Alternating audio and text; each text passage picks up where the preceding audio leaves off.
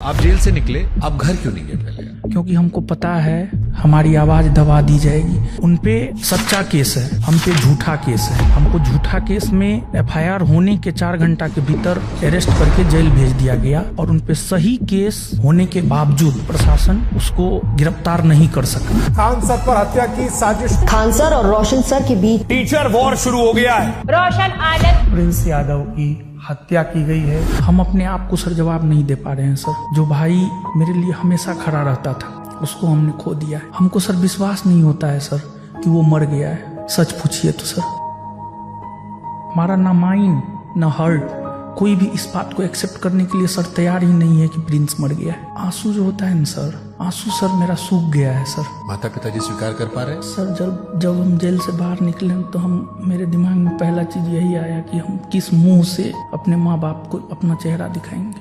Mummy papa का sir याद आता है तो सर एक ही सवाल मन में उठता है कि उसको क्या जवाब दें, क्या मुंह दिखाएं। जिस मम्मी पापा हम पे भरोसा करके भाई को मुंह तक दिखाने के लायक नहीं है सर।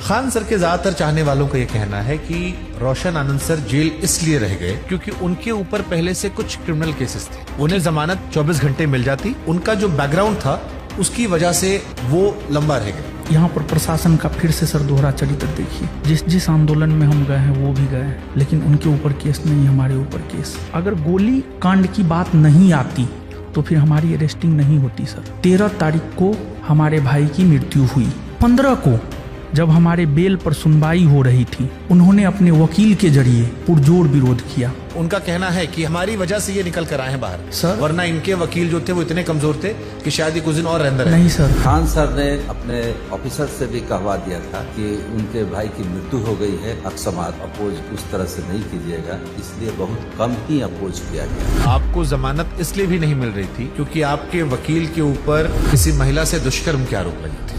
आप खान सर को दोषी क्यों मानते हैं इस घटना के लिए? 2 जून को अगर वो मीडिया में आकर के ये स्टेटमेंट नहीं देते कि गोली चला है तो हमारा भाई पटना में ही रहता। पूरी तरह से इतनी गोली चलाने लगे 10 मिनट में 8-10 राउंड तो हम देखे हैं यहाँ पे। नेपाल जो पुलिस है उसने अभी भी उनके 4-5 दोस्त जो थे उनको शायद हिरासत में रखा है। यहाँ दोबारा पोस्टमार्टम नहीं हुआ। किसी ने कहा आंख के ऊपर चोट का निशान था, दूसरा अधिक शराब पीने की वजह से जिक्र हो रहा था। सर मेरा भाई था, हमारे साथ रहता था, हमको पता है शराब नहीं पीता था सर। उनके 2 दोस्तों में एक दोस्त जिसका नाम शायद रोशन है, कुछ लोग उन पर भी शायद शक जता रहे थे। जब आप जेल से बाहर निकले तो रोशन आनंद सर को एहसास हुआ कि वो सनातनी है। हम सनातनी हिंदू हैं। मैं सनातनी हूँ, इस पर हमें प्राउड है। और मैंने सनातनी शब्द का प्रयोग धर्म और अधर्म को लेकर किया था। प्रिंस से आपने कहा था नेपाल जाने के लिए? नो सर, जिस रोज घटना हुआ है 2 जून। एक थ्योरी और आती है, विकास नाम का वो व्यक्ति जो गार्ड के कंधे पर हाथ रख के ले जाता है, जिसके बाद कई सारे लोग उसकी पिटाई करते हैं। वो आरोप ये लगता है कि आप उस विकास को बचाना चाह रहे थे।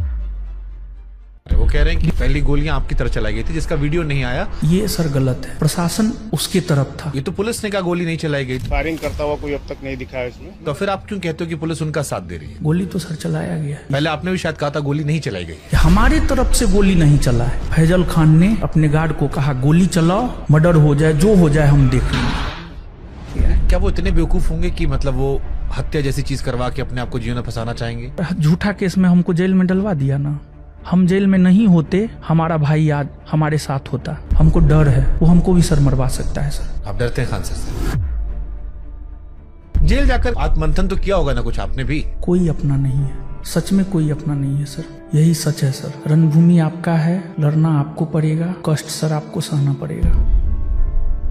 कहीं लगता है कि ये बहुत छोटा विवाद था, इतना बड़ा क्यों बन गया? इस बात का अफसोस है आपको? कहीं हमको अपने करियर को लेकर के इतना बड़ा कीमत चुकाना पड़ेगा। अगर हमें एहसास भी होता तो मैं इस लाइन में ही सर नहीं आता। हमने तो सब कुछ सर खो दिया है।